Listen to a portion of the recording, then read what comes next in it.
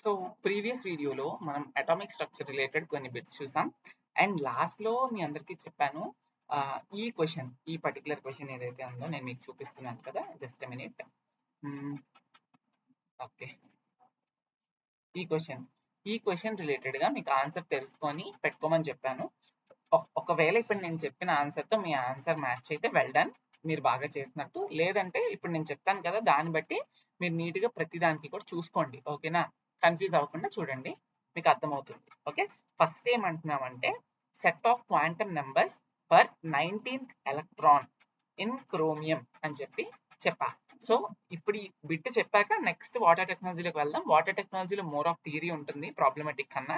So నేను చెప్పే bits లోని అవి కూడా తెలుసుకుంటే బెటర్ అని చెప్పి, సో ఫస్ట్ అవి చూద్దాం. అవి సింపుల్ గానే అయిపోతాయి. ఈ బిట్ కొంచెం ఇంపార్టెంట్ కూడా. ఓకే, సో చూద్దాం. అదేంటి అంటే first electronic configuration for chromium తెలియాలి. Okay, so electronic configuration for chromium, అందులో ఏంటి ఎలక్ట్రానిక్ కాన్ఫిగరేషన్ ఫర్ క్రోమియం తెలియాలి అంటే అటామిక్ నెంబర్ ఆఫ్ క్రోమియం తెలియాలి. Atomic number of chromium is nothing but 24. So chromium యొక్క అటామిక్ నెంబర్ Cr, దాని యొక్క denotation, and atomic number వచ్చేసినప్పటికీ అటామిక్ నెంబర్ ఈజ్ 24 కదా. So 24 atomic number. Electronic configuration చూద్దాం. EC అని పెట్టాను, ఎలక్ట్రానిక్ కాన్ఫిగరేషన్ చూద్దాం. 1s2, 2s2, 2p6, 3s2, 3p6, 4s1, 3d5 కదా. ఇది electronic configuration for chromium. So total గా ఎన్ని అటామిక్ నెంబర్ 24 అంటే 24 ఎలక్ట్రాన్స్ మనం రిప్రజెంట్ చేసేటట్టు చూసుకోండి. 2, 2, 4 అంటే 6, 10, 12, 18, 18 ప్లస్ 1 19, 19 ప్లస్ 5 24. సరిపోయిందా? సో అటామిక్ నెంబర్ 24 మనం రిప్రజెంట్ చేసాం. ఇప్పుడు అందులో మనకి సెట్ ఆఫ్ క్వాంటమ్ నెంబర్స్ అంటే ఎల్, ఎంఎస్, ఈ ఎన్ఎల్ఎంఎస్ వాల్యూస్ కావాలని అడుగుతున్నాడు. ఎందులో అంట 19th ఎలక్ట్రాన్ కి కావాలంటున్నాడు. 19th ఎలక్ట్రాన్ అంటే 4s1. ఇదే కదా 19th ఎలక్ట్రాన్, ఇందులోనే కదా ఉంటుంది 19th ఎలక్ట్రాన్. చూడండి ఇక్కడ 2, 2, 4, 6 అంటే 10, 12, 18 ఇదే కదా 19th యొక్క ఎలక్ట్రాన్. సో ఈ 19th ఎలక్ట్రాన్ యొక్క అటామిక్ నెంబర్ ఏదైతే ఉందో క్రోమియంలో, దానికి ఎన్ఎల్ఎంఎస్ వాల్యూస్ తెలియాలి. ఫస్ట్ ఆఫ్ ఆల్ ఇప్పుడు 4s1 కి మనకు తెలియాలి, అంతేనా? 4s1 అనే దాంట్లో మనకి 19th ఎలక్ట్రాన్ ఉంది. సో n వాల్యూ ఏమవుతుంది, డైరెక్ట్ గా చెప్పొచ్చు, ప్రిన్సిపల్ క్వాంటమ్ నెంబర్ n ఇదే. So n value is equals to 4. l value ఏమవుతుంది, l వాల్యూ ఫార్ములా తెలుసు, 0 to n-1 అని తెలుసు కదా. So 0 to n-1 is nothing but 0 to 4 minus 1, that is 0 to 3. అంటే L వాల్యూ 0 ఉండొచ్చు, 1 ఉండొచ్చు, 2 ఉండొచ్చు, 3 ఉండొచ్చు. ఓకే, అది పక్కన పెట్టండి. నెక్స్ట్ వచ్చేసినప్పటికీ M, నేను మళ్ళీ చెప్తా. M వాల్యూ అయిందా? ఇప్పుడు M వాల్యూ తెలియాలంటే మనకేం తెలియాలి, -L2 ప్లస్ L అనే ఫార్ములా తెలియాలి, ఈక్వల్ టు -L అంటే L వాల్యూ ఎంత, L is equals to 0 to 3 కదా. అంటే L వాల్యూ ఇది అనుకోండి, మాక్సిమం ఇదే కదా ఉంది, అంటే -32 ప్లస్ 3 ఏదైనా ఒక వాల్యూ ఉంటుంది. ఓకే, అంటే -3 ఉండొచ్చు, -2 ఉండొచ్చు, -1 ఉండొచ్చు, 0 ఉండొచ్చు, 1 ఉండొచ్చు, 2 ఉండొచ్చు, 3 ఉండొచ్చు. నెక్స్ట్ S అనేది స్పిన్ క్వాంటమ్ నెంబర్. ఇది మనకి either plus of or else minus of represent చేస్తూ ఉంటుంది. సో ఇప్పుడు ఈ గివెన్ క్వాంటమ్ నెంబర్స్ లో ఏది correct set of quantum number representation అనేది మనం చెప్పాలి. సో చెప్దాం చూడండి. సో ఇప్పుడు మీకు అర్థమైందా, n ఈక్వల్ టు 4 ఉంటుంది, L వాల్యూ అనేది 0 to n-1 అంటే 0 నుండి 3 వరకు ఏదైనా ఉండొచ్చు. ఇది జనరల్ గా, బట్ 19th ఎలక్ట్రాన్ ఏముంటుందో నేను చెప్తాను, జస్ట్ మీకు మళ్ళీ రివైజ్ చేస్తున్నాను. అండ్ అలానే S వాల్యూ అనేది plus or half minus half ఉంటుంది, అండ్ M వాల్యూ అనేది -L2 ప్లస్ L ఉంటుంది. ఓకే, ఇప్పుడు మళ్ళీ మనం రీవిజిట్ చేస్తే మీకు చాలా క్లియర్ గా అర్థమవుతుంది. ఇది నార్మల్ గా మీకు తెలిసేది. ఓకే, ఫార్ములాస్ అన్ని గుర్తున్నాయి కదా. ఇప్పుడు 19th ఎలక్ట్రాన్ కి మనం 4 క్వాంటమ్ నెంబర్స్ ని ఎలా రాయాలనేది మీకు చెప్తాను. ఇది జస్ట్ ఫార్ములాస్ బేస్ చేసుకొని set of 4 quantum numbers A range లో ఉంటాయి అని చెప్పి అడిగిన క్వశ్చన్ కి ఇది. బట్ 19th ఎలక్ట్రాన్ కి ఎలా ఉంటది అనేది మనం చూద్దాం. 19th ఎలక్ట్రాన్ అనేది 4s1 ఆర్బిట్ రిలేటెడ్ గా మనం చెప్పుకుంటున్నాం కదా. 19th ఎలక్ట్రాన్ అనేది 4s1 రిలేటెడ్ ఇక్కడ ఉంటుంది. సో ఇప్పుడు చూద్దాం. సో 19th ఎలక్ట్రాన్ అంటే మనం 4s1 లో ఉందని చెప్పాం. సో n వాల్యూ ఎంత డైరెక్ట్ గా చెప్పొచ్చు. ప్రిన్సిపల్ క్వాంటమ్ నెంబర్ ఇది, n value 4. L value, next L value. L value అనేది ఏమని చెప్పాను మీకు, 0 to n-1 ఎంతైనా ఉండొచ్చు. బట్ ఇక్కడ 4s1 అని ఉంది కదా, ఇక్కడ s ఉంది. s కి L వాల్యూ ఎంతో తెలుసా? 0. ఓకే చూడండి, ఫర్ s L వాల్యూ 0. అదే ఒకవేళ p ఉందనుకోండి L వాల్యూ 1 అవుతుంది. అదే ఒకవేళ d ఉందనుకోండి L వాల్యూ 2 అవుతుంది. అదే ఒకవేళ f ఉందనుకోండి L వాల్యూ 3 అవుతుంది. గుర్తుపెట్టుకోండి మళ్ళీ ఇది చాలా చాలా ఇంపార్టెంట్. ఓకే సో చేసేసాం. ఇప్పుడు ఇక్కడ s ఉంది కాబట్టి L value 0. And m value ఏమవుతుంది, m value -L2 plus L అన్నాను. ఇక్కడ ఉన్నదే 0 కాబట్టి m వాల్యూ 0 అవుతుంది ఆబ్వియస్ గా. అండ్ s వాల్యూ +½ ఆర్ -½ ఉంటుంది. ఇందులో ఒక ఎలక్ట్రానే కదా ఉంది, ఒక ఎలక్ట్రానే ఉంది కాబట్టి మీరు +½ ని కన్సిడర్ చేసుకోవచ్చు. ఓకే కన్సిడర్ +½ అదే రెండో ఎలక్ట్రాన్ ఉందనుకోండి, అది ఖచ్చితంగా డిఫరెంట్ స్పిన్ అయి ఉంటుంది. ఇగోండి 2 ఎలక్ట్రాన్, ఒకటి ఇలా ఉంటే ఇంకోటి ఇలా ఉంటుంది. కానీ ఇక్కడ ఉన్నది ఒకటే కదా, ఈ ఒకదాన్ని మనం +½ తీసుకుందాం. So set of quantum numbers for 19th electron in chromium ఏమవుతుందంటే 4 0 0 +1. సో ఆన్సర్ ఏమవుతుందంటే ఫస్ట్ వన్. ఎందుకంటే ఇది n = 3 తప్పు, n = 3 తప్పు.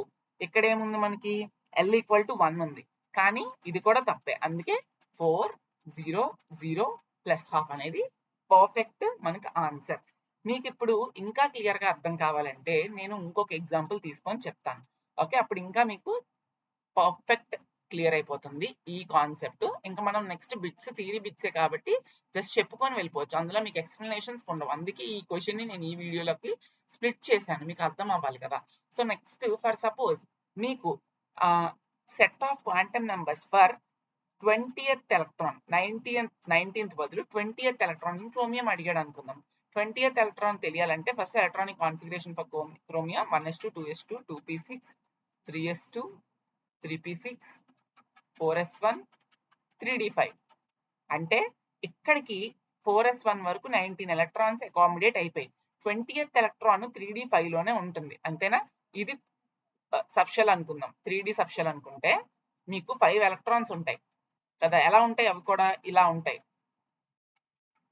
సో ఇప్పుడు ఇది 3d సబ్షెల్ అనుకుంటే, ఓకే 3d సబ్షెల్ అనుకుంటే ఇది ఫస్ట్ 20th ఎలక్ట్రాన్ అవుతుంది, ఇది 21st ఎలక్ట్రాన్, ఇది 22nd electron, 23rd electron, 24th electron. అంతేనా? ఇక్కడ వరకు 19 ఎలక్ట్రాన్స్ అకామిడేట్ అయిపోయి 3d5 లో 5 ఎలక్ట్రాన్స్ పడతాయి. అందులో ఫస్ట్ 20th ఎలక్ట్రాన్ అవుతుంది, అంతే కదా. సో ఇప్పుడు ఈ 20th ఎలక్ట్రాన్ కి మీరు సెట్ ఆఫ్ 4 క్వాంటమ్ నెంబర్స్ చెప్పాలి, అంటే NLMS వాల్యూస్ చెప్పాలి. సో ఇప్పుడు 20th ఎలక్ట్రాన్ అంటున్నామంటే అది ఎందులో ఉంది, 3D లో ఉంది. అంటే n వాల్యూ ఏమవుతుంది, డైరెక్ట్ 3 అనేది principal quantum number n value. And next L value. L value for D ఏమని చెప్పాను ఆల్రెడీ, L వాల్యూ D కి ఏముంటుందని చెప్పాను, L = 0 for S, 1 for P, 2 for D. Okay L value = 2 for D అని చెప్పాను. So L value అనేది 2 అయిపోయింది ఇప్పుడు. So ఇప్పుడు next M value. M value అంటే ఏంటి, -2 నుండి +2 వరకు ఉంటుంది, ఎందుకంటే L వాల్యూ 2 కాబట్టి. అంటే -2 -1 0 1 2. అలాగని -2 నుండి +2 వరకు ఉంటుందని ఏ నెంబర్ అయినా వెయ్యొచ్చా అంటే 20th ఎలక్ట్రాన్ కి వేయకూడదు.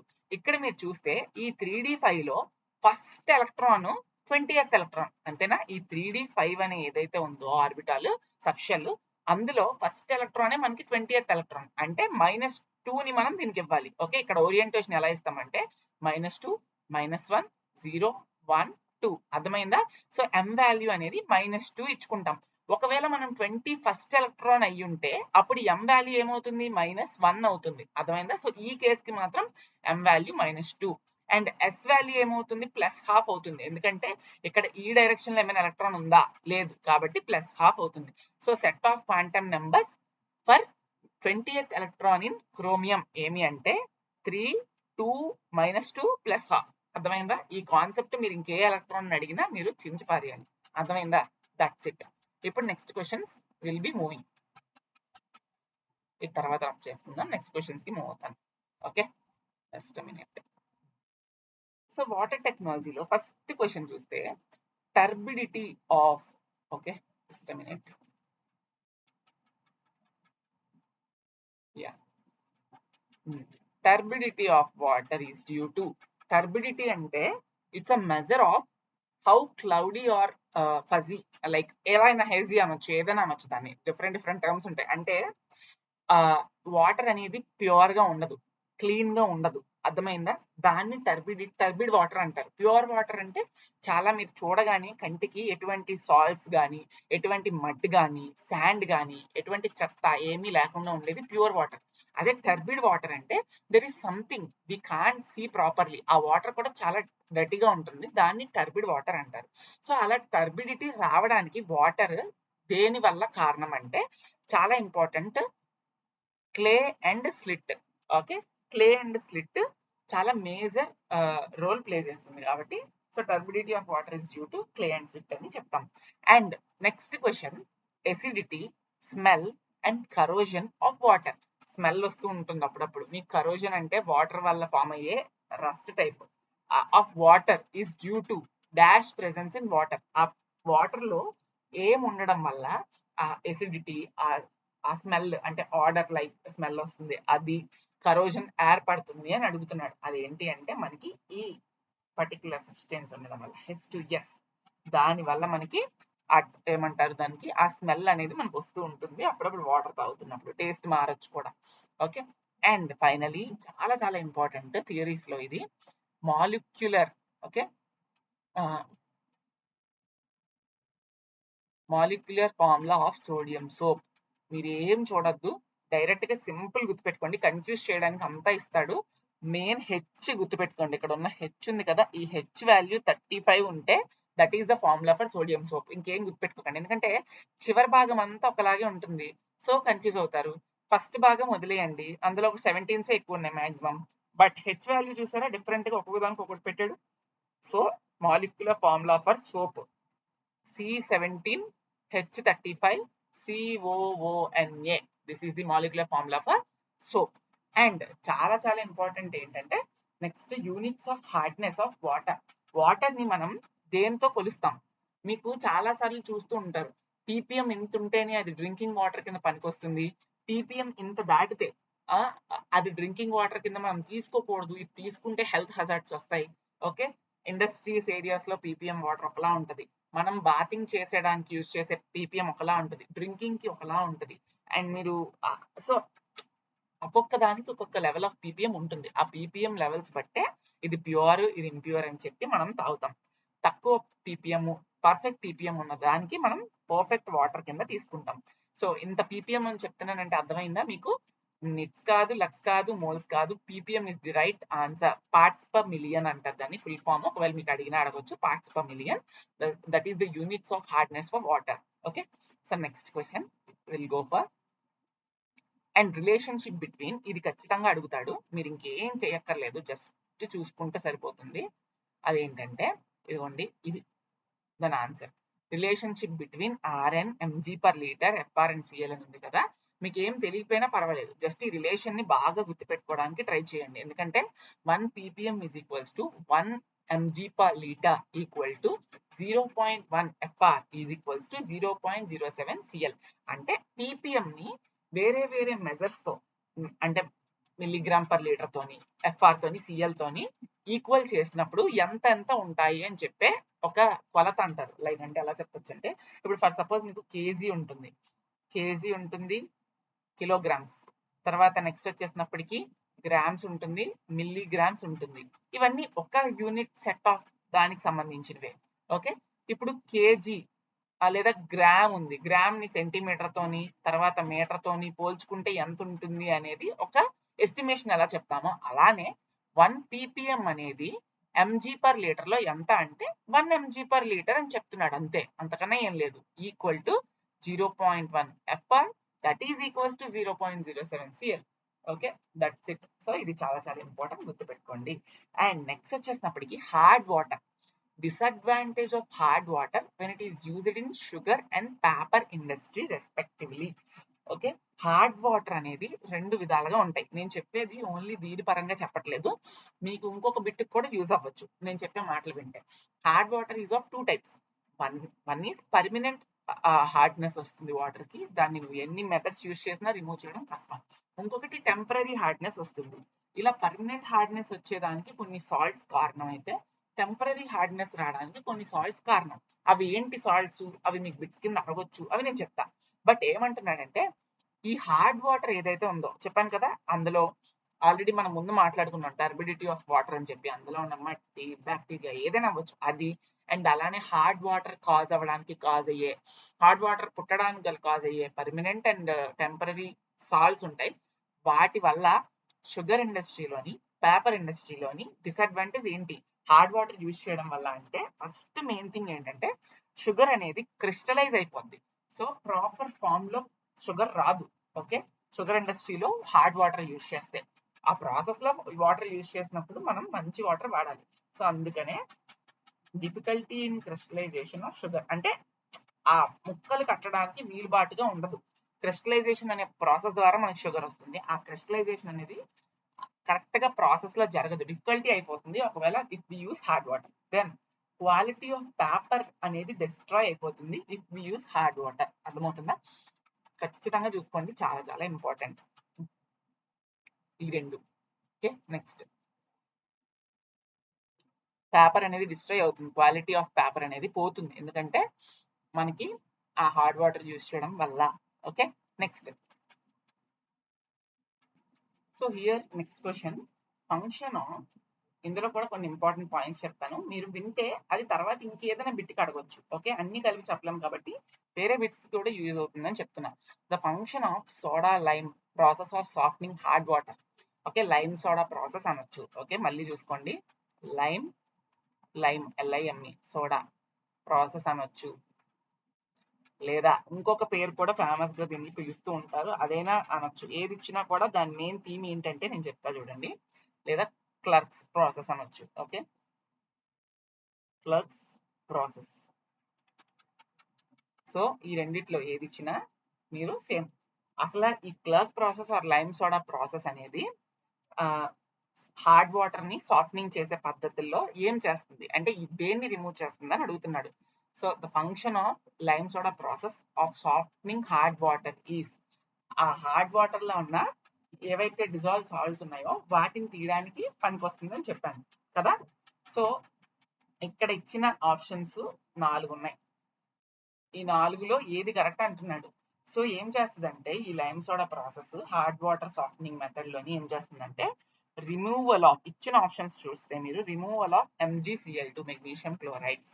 ఓకే, ఇది పర్ఫెక్ట్ ఆన్సర్. ఇది HC1 కాదు, HCl కాదు, లేదా పర్మాంగనేట్ హార్డ్నెస్ కాదు. ఓకే, ఇది ఆల్ ది అబౌవ్ అయితే కాదు. So MgCl2. బట్ ఇది గుర్తుపెట్టుకోండి, ఇక్కడ ఇచ్చిన ఆప్షన్ వరకు మీరు MgCl2 చేయొచ్చు. బట్ అసలు ఏంటంటే ఇది ఏం చేస్తుందంటే ఈ ప్రాసెస్ ఏదైతే ఉందో క్లర్క్స్ ప్రాసెస్ కానీ లైమ్ సోడా ప్రాసెస్ కానీ, it is used for softening hard water to remove dissolved calcium and magnesium ions. ఏవైతే calcium and magnesium ions water లోని డిజాల్వ్ అవుతాయో టు ఫార్మ్ హార్డ్ వాటర్, అలా అవ్వకుండా ఈ లైమ్ సోడా ప్రాసెస్ ఏదైతే ఉందో ఆ మెగ్నీషియం అయాన్స్ ని కాల్షియం అయాన్స్ ని మనకి ఇన్సాల్యుబుల్ గా అంటే ఆ హార్డ్ వాటర్ లో సాల్యుబుల్ అవ్వకుండా ఇన్సాల్యుబుల్ ప్రెసిపిటేట్స్ కింద మార్చేస్తుంది. ఇప్పుడు ఏవైతే ఆ ఇన్సాల్యుబుల్ ప్రెసిపిటేట్స్ ఉన్నాయో మనం ఈజీగా సెడిమెంటేషన్ అండ్ ఫిల్టరేషన్ అని 2 మెథడ్స్ ఉంటాయి, అవి కూడా వాటర్ ప్యూరిఫైయింగ్ మెథడ్స్. ఆ సెడిమెంటేషన్ అండ్ ఫిల్టరేషన్ అనే 2 మెథడ్స్ ద్వారా మనం ఏవైతే ఈ calcium and magnesium insoluble precipitates కింద వచ్చేసాయో వాటిని మనం ఈ ప్రాసెస్ యూజ్ చేస్తూ రిమూవ్ చేసుకోవచ్చు. అదే చెప్తున్నాను, ఇప్పుడు నేను చెప్పిన కాన్సెప్ట్ అంతా మీకు అర్థమైతే ఏంటంటే మెగ్నీషియం అయాన్స్ ని కాల్షియం అయాన్స్ ని హార్డ్ వాటర్ నుండి రిమూవ్ చేయడానికి ఈ ప్రాసెస్ అనేది పనిచేస్తుంది. ఇక్కడ రిమూవల్ ఆఫ్ MgCl2 ఇచ్చాడు కాబట్టి అదొకటే రాస్తారు. బట్ ఇక్కడ removal of calcium, removal of magnesium అని ఇచ్చాడు అనుకో, 2 పెట్టుకుంటారు, బోత్ A and B అలా పెట్టుకుంటారు. అర్థమైందా? సో అది ప్రాసెస్. ఒకవేళ ఇంకో క్వశ్చన్ ఇవ్వచ్చు, ఫిల్టరేషన్ సెడిమెంటేషన్ మనకి దేనికి వాడతారంటే ఇన్సాల్యుబుల్ ప్యూరిటీస్ ని మనకి ఎలిమినేట్ చేస్తూ ప్యూర్ వాటర్ కింద చేసేస్తుంది అది. ఓకే, కొంతవరకు అంటే పీపీఎం లెవెల్స్ మనం అడగకపోతే ఇలా రాసుకోవచ్చు, అర్థమైందా? That's it. సో దీనికి మాత్రం ఆప్షన్ ఇది. నెక్స్ట్ ఫార్ములా చూసుకుంటే సరిపోతుంది. Sodium zeolite formula is రీప్రజెంటెడ్ as అంటే చాలా సార్లు అడుగుతాడు, అందుకనే నేను తీసుకొచ్చి సి ఇది మనకి సోడియం జియోలైట్ బెడ్ ఉంటుంది, దాని ద్వారా మనకి వాటర్ ప్రాసెస్ ఫామ్ చేస్తే మనకి హార్డ్నెస్ అనేది రిమూవ్ అవుతుంది అని చెప్పి మనం కెమిస్ట్రీలో చదువుకున్నాం. దాని యొక్క ఫార్ములా ఏంటి అంటే ఇది, గుర్తుపెట్టుకోండి, మళ్ళీ మీరు చూసుకోక్కర్లేదు. ఓకే, నెక్స్ట్ ఆ జియోలైట్ ప్రాసెస్ ఏదైతే చేస్తామో అది చేయడం ద్వారా హార్డ్నెస్ ఆఫ్ వాటర్ అనేది ఎంత వరకు మనం తగ్గించవచ్చు అంటే అప్ టు 10 ppm వరకు కూడా తగ్గిపోతుంది. Okay, in zeolite process the hardness of water is removed about 10 ppm అంటే చాలా మంచి ప్రాసెస్ యాక్చువల్లీ. సో 10 ppm వరకు మనకి హార్డ్నెస్ ఆఫ్ వాటర్ అనేది తగ్గుతుంది. Okay, next in permitted process same అదే. In permitted process the regeneration of sodium zeolite అందులో వాడతారు, ఏదైతే పర్మిటెడ్ ప్రాసెస్ ఉందో అందులో సోడియం జియోలైట్ అనేది వాడతారు. సో దాన్ని రీజనరేట్ చేయడానికి మళ్ళీ పదే పదే వాడడానికి ఒక సొల్యూషన్ వేయాలి, అదేంటంటే NaCl సొల్యూషన్. అది కూడా ఎంత వేయాలంటే 10% ఆఫ్ NaCl సొల్యూషన్ వేస్తే మనం మళ్ళీ రీజనరేట్ చేస్తూ హార్డ్ వాటర్ ని ప్యూర్ వాటర్ లోకి మార్చే ప్రాసెస్ అబౌట్ 10 ppm వరకు చేసుకోవచ్చు, మళ్ళీ కొత్తది తీసుకోకుండా రీజనరేట్ చేస్తూ. Okay, maximum permissible hardness of drinking water is అంటే ఎంత వరకు ఇది దాటితే, ఈ థ్రెషోల్డ్ దాటితే మనం ఇంకా ఆ వాటర్ ని తీసుకుంటే అది మనకి చాలా హెల్త్ హజార్డ్స్ అవుతుంది, చాలా పనికిరాదు. అంటే అప్ టు 500 ppm వరకు చెయ్యొచ్చు ఇక్కడ ఇచ్చిన ఆప్షన్స్ లోని, బట్ అది కూడా యాక్చువల్లీ పర్మిసిబుల్ కాదు, బట్ చెయ్యొచ్చు. Okay, that's it. Next which of the chemical is used to purify drinking water. So ఇది మళ్ళీ మళ్ళీ అడుగుతాడు, ఎక్కువ సార్లు అడుగుతాడు, చూసుకోండి. కెమికల్ ఏది యూజ్ చేస్తారంటే ప్యూరిఫై చేయడానికి డ్రింకింగ్ వాటర్ ని, లైక్ అలమా, లేదంటే సోడియం అల్యూమినేటా, ఫెర్రస్ సల్ఫేటా, ఆల్ ది అబౌవ్ అంటే మార్గాస్ all the above. Okay, correct, చాలా చాలా important. Next we have brackish water contains. Okay, చాలా చాలా ఇంపార్టెంట్. ఇది ఏముంటుంది ఈ బ్రాకిష్ వాటర్ లో? సో ఈ బ్రాకిష్ వాటర్ అంటే ఏంటో ఫస్ట్ తెలుసుకుందాం. చిన్న ఇన్ఫర్మేషన్ డీటెయిల్, ఒకవేళ మీకు ఎక్కడైనా పనికి వస్తే మీరు మళ్ళీ బిట్స్ లో రాసుకోవచ్చు. ఓకే, ఏంటంటే ఈ బ్రాకిష్ వాటర్ అంటే నథింగ్ బట్ సాల్ట్ కాన్సన్ట్రేషన్ ఎక్కువ ఉంటుంది. ఓకే, అలా అని ఫ్రెష్ వాటర్ అంతా చప్పగా ఉండదు, సీ వాటర్ అంతా మరీ సాల్టీ ఉండదు, but salt concentration is in the moderate level, కొంచెం ఎక్కువ ఉంటుంది, హయ్యర్ కాన్సన్ట్రేషన్ లో ఉంటుంది. సో సాల్ట్ అని చెప్పేసాను కాబట్టి you can go with the NaCl. Okay, so ఈ బ్రాకిష్ వాటర్ లో మనకి ఏముంటుందంటే హై అమౌంట్ ఆఫ్ NaCl అనేది ఉంటుంది, సోడియం క్లోరైడ్స్ అనేవి ఇందులో ఎక్కువ ప్రెసెంట్ అయి ఉంటాయి. సో ఇవి మనకి ఓషన్స్, రివర్స్ మిక్స్ అవడం వల్ల కొన్ని జోన్స్ లో ఏర్పడతాయి. బ్రాకిష్ వాటర్ అనేది ఎవరు తయారు చేసింది కాదు. సో సాల్ట్ వాటర్ లా ఉంటుంది, but not like sea water ఎంత సాల్ట్ ఉంటుందో అంత ఉండదు, బట్ అలానే ఫ్రెష్ వాటర్ ఎంత చప్పగా ఉంటుందో అలా ఉండదు, it's between moderate levels. So అది బ్రాకిష్ వాటర్ అంటే. Okay, next the indicator used in EDTA method of determination of hardness of water is, చాలా సార్లు మీరు చదువుకున్నారు, that's eriochrome black T. Okay, eriochrome black T అనేది indicator, like hard water determinate చేయడానికి అందులో వాడే ఒక యూనిట్ అది. Okay, that's it. Next permanent hardness of water is due to. So ఈ క్వశ్చన్ కి మీకు ఆన్సర్ చేసే ముందు I let you know. So permanent and temporary causing salts ఉంటాయి, వాటి కోసం మనం డిస్కస్ చేయాలి. సో ఈ క్వశ్చన్ అనే కాదు, ఎక్కడైనా ఎలా అయినా అడుగుతాడు. What are permanent causing salts for hard water? Hard water ని. Okay, next temporary. Okay, temporary causing salts ఉంటాయి అండ్ పర్మనెంట్ కాజింగ్ సాల్ట్స్ ఉంటాయి. అందులో ఇప్పుడు టెంపరీ అయితే మనకి 2 ఉంటాయి, అదే పర్మనెంట్ అయితే 4 సాల్ట్స్ ఉంటాయి. సో చూద్దాం అవేంటి అనేది ఇక్కడ నేను రాస్తాను క్లియర్ కట్ గా, మీరు ఏ క్వశ్చన్ లో అడిగినా కూడా చూసుకోండి. మీకు వీడియో లెంతీగా అనిపిస్తుంటే go with the next speech 1.5 or 2x లో వేసుకొని చూసుకోండి. సో ఇది permanent CaSO4. Okay, next MgSO4, CaCl2, MgCl2, these are permanent causing salts. అంటే calcium sulphate, magnesium sulphate, calcium chloride, magnesium chloride. ఎలా చెప్పొచ్చు అంటే sulphides and chlorides of calcium and magnesium causes permanent hardness for water అని చెప్పొచ్చు. Simple terms, అర్థమైందా? Next permanent కాకుండా ఇవి permanent, P permanent. అదే టెంపరీ అనుకోండి, టెంపరీ కాజింగ్ సాల్ట్స్ ఏంటి అంటే మనకి తక్కువే, ఎక్కువ ఏముండవు, రెండే ఉంటాయి. అవి bicarbonates of calcium and magnesium that are CaHCO3 twice. ఇది 2 ఇది, okay. And MgHCO3 twice. Okay, these are the temporary and permanent causing salts for hard water. కాబట్టి ఇందులో క్వశ్చన్ ఏంటి? Permanent hardness of water is due to presence of, already మనం చూసాం, sulphides and chlorides of magnesium and calcium.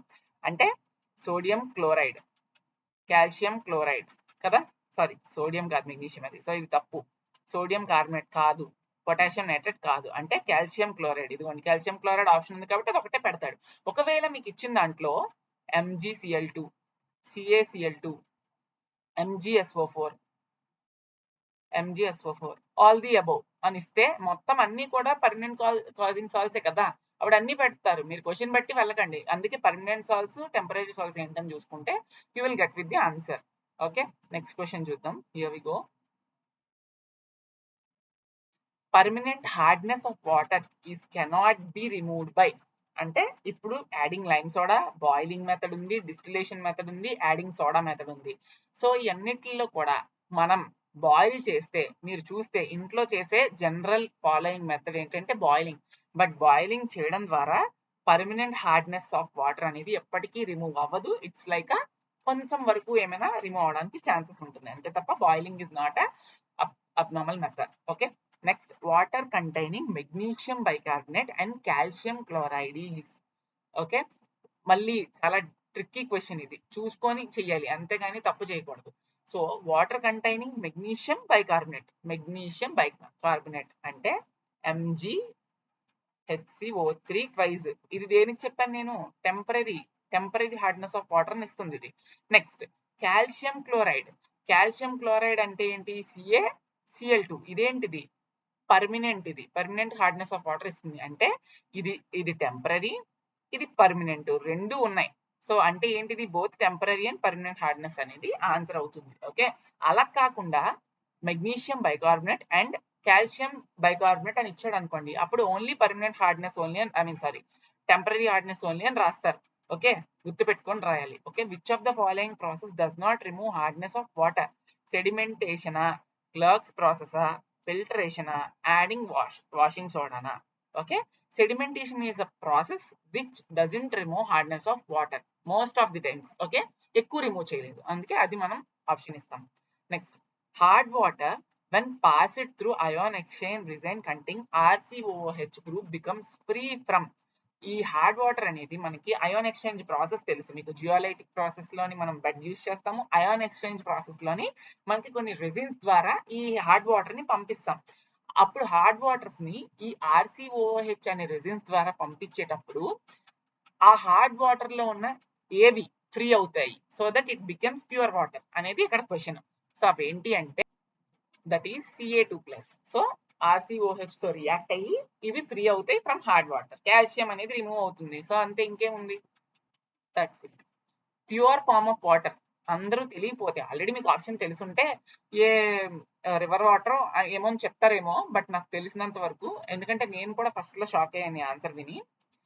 Actually purest form of water is rain water. But మీరు ఇప్పుడు rain water మీ చేతిలో పట్టుకొని తాగండి, లేదా చూడండి కలర్ ఎలా ఉంటుందో. That is due to acidic rain. Lot of pollution available in the environment makes rain water impure.